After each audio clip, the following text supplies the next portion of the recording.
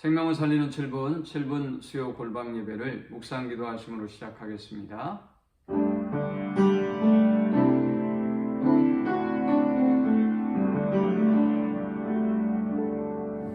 주님, 오늘 이 밤에도 주의 전으로 우리를 인도하시고 예배할 수 있는 은혜 주심에 감사합니다. 마음과 뜻과 힘을 다해서 주를 높이고 경배하는 예배가 되게 하시고 하나님의 임재와 영광을 경험하는 은혜의 시간이 되게 하여 주옵소서. 하나님의 뜻을 분별할 수 있도록 우리에게 영적인 지혜와 분별력을 더하여 주옵소서. 예수님의 이름으로 기도합니다. 아멘. 찬송가 347장 드리겠습니다.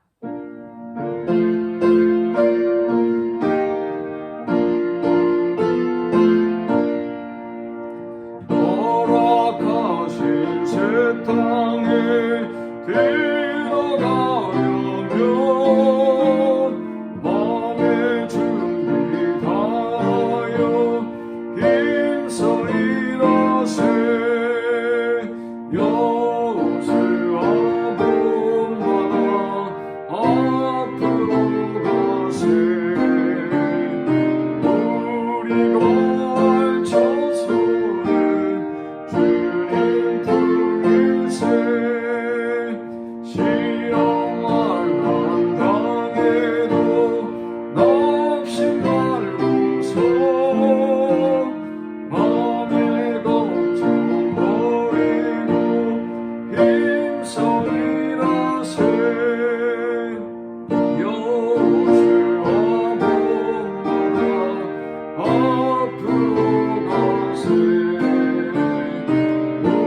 우리가 알쳐서는 주님 품일세.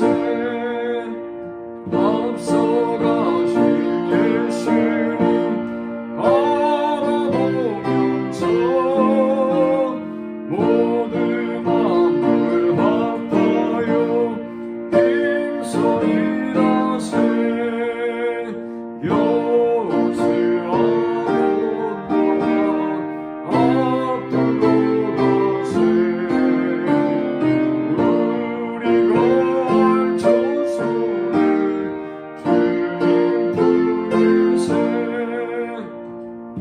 일할 곳이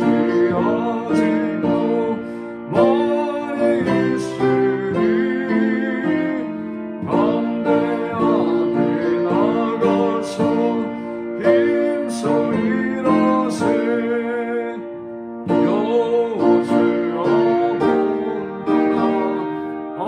앞으로 가세.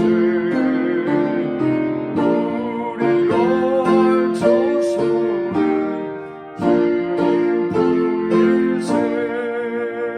오늘 이 시간에 주시는 살아계신 하나님의 말씀은 신약성경 사도행전 8장 26절에서 28절까지의 말씀입니다.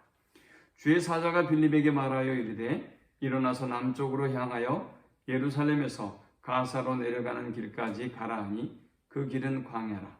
일어나 가서 보니 에디오피아 사람 곧 에디오피아 여왕 간다게의 모든 국고를 맡은 관리인 네시가 예배하러 예루살렘에 왔다가 돌아가는데 수레를 타고 선지자 이사야의 글을 읽더라. 아멘.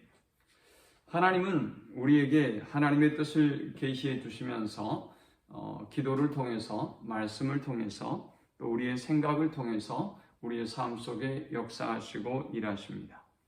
또 하나님은 초자연적인 방법을 통해서 우리에게 당신의 뜻을 계시하시고 나타내 보여주십니다.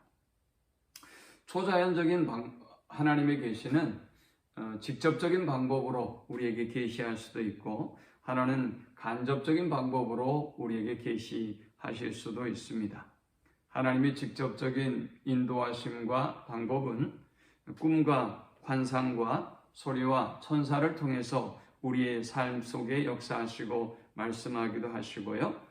간접적인 방법으로는 하나님께서 다른 사람의 입술을 통해서 우리에게 말씀하기도 하는 것입니다. 성경 속에서 하나님은 당신의 뜻을 우리에게 나타내 보이시면서 초자연적인 방법보다는 인간의 이성을, 인간의 합리적인 사고를 통해서 자연스럽게 역사하시고 일하는 것이 훨씬 더 많음을 보게 됩니다.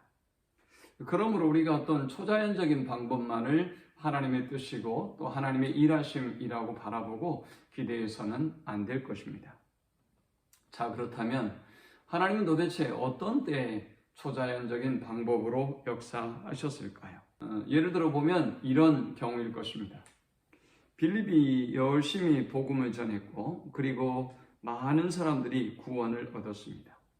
이런 상황에 그 누구도 이 사마리아의 복음 전도의 부흥의 광경을 보면서 그곳을 떠나려고 하지 않을 것입니다. 그때 하나님께서 성령을 통해서 역사하셨고 빌립을 저 이디오피아, 즉 아프리카로 보내시는 것을 볼 수 있습니다. 또 하나 하나님은 초자연적인 방법으로 역사하셨는데요. 사도 베드로가 이방인 선교에 대해서 부정적인 사고를 품고 있을 때 하나님께서 환상을 보여주시고 부정한 음식을 받아 먹으라고 말씀하시면서 그가 가지고 있었던 어떤 선입견 혹은 부정적인 편견들을 극복하고 하나님의 말씀대로 저 이방인 선교에 주력하게 하셨던 것을 보게 됩니다.